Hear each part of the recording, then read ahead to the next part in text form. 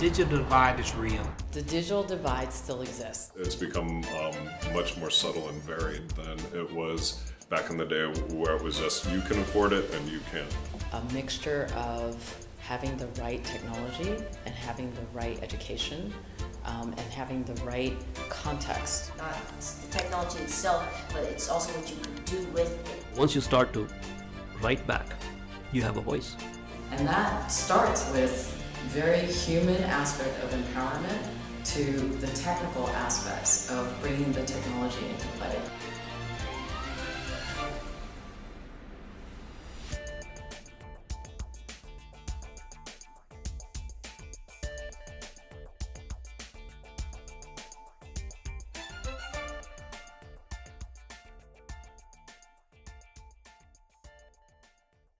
I was born into a world that has all this technology.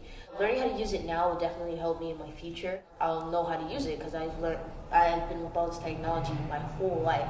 Kind of like having an iPhone 5 and you know how to use it now. But when you upgrade to iPhone 6, there's no difference, just bigger, you know.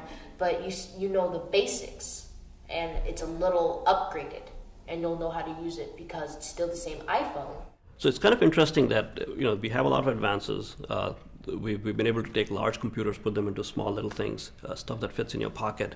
But I was talking to somebody the other day. We had an event here a couple of weeks ago called Code for America Summit, where we look at civic technology and so on.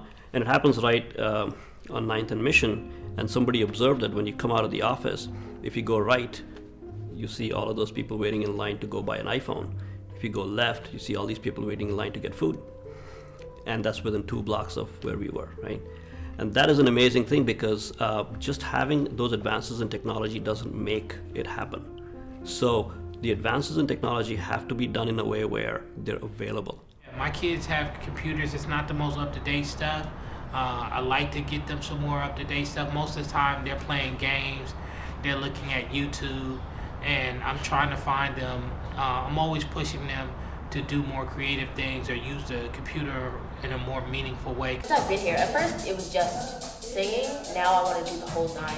I want to do the music producer. I want to be the next Missy Elliott. You know, like, oh, that's DJ Mustard. You know who he is. Then that's what I want. You know, like, oh, that's Angela's beat. Oh, she made cool beats, you know? That's what I want. I'm grateful, nice to meet you, appreciative of the things I get in my life. This morning on National Public Radio, I was listening to the youth radio segment of it, and it was a young woman from San Francisco, grew up in a home of generational poverty, didn't have Wi-Fi, didn't have, has a smartphone, but not with very much memory, like not one that she can do PowerPoints on or the things that her teachers expect her to do. She doesn't live near a library, and when she gets to the library, they limit her access to the computer to an hour. When you look at the disparity in the schools here, just in San Francisco, in one of the wealthiest, technology-rich places, does every school really teach and use technology, and is that integrated into a child's learning from day one?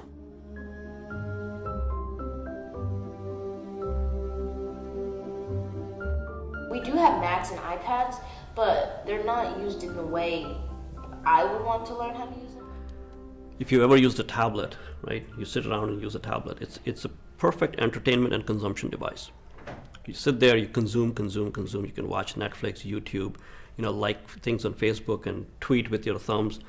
But if somebody wrote an email to you and you had to write back to them, and you had to write 3 paragraphs worth of text, it's a challenge, right? So when I find myself in a situation like that, I look at my tablet and I go, I'll get to that email later when I'm sitting at my desktop with a real keyboard, right?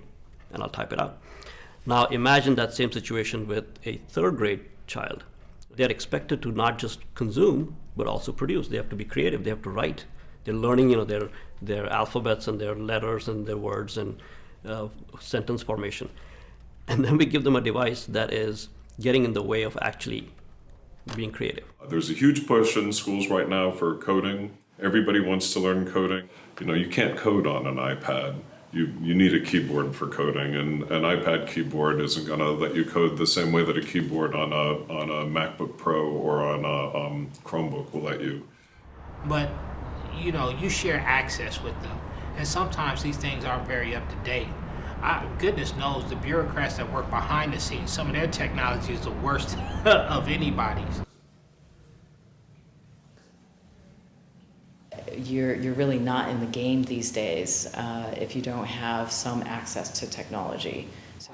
Well, Big Cat is basically a youth media organization that lets you, produce and make your own digital media.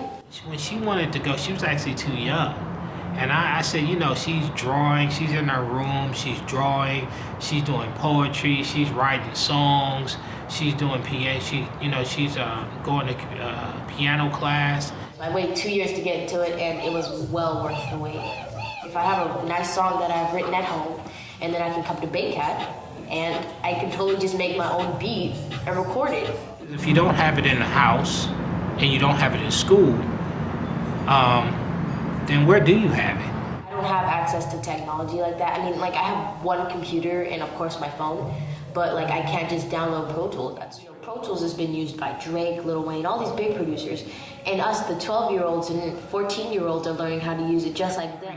I recall going to my cousin's house, and he makes music, and he had this certain program, and she started talking to him about it. Now, this is a grown man, and he's got Pro Tools, and he's trying to figure it out, and here's my 13-year-old daughter walking into his studio going, oh no, this is what this is used for, and this is how this works. No, you need this and you need that.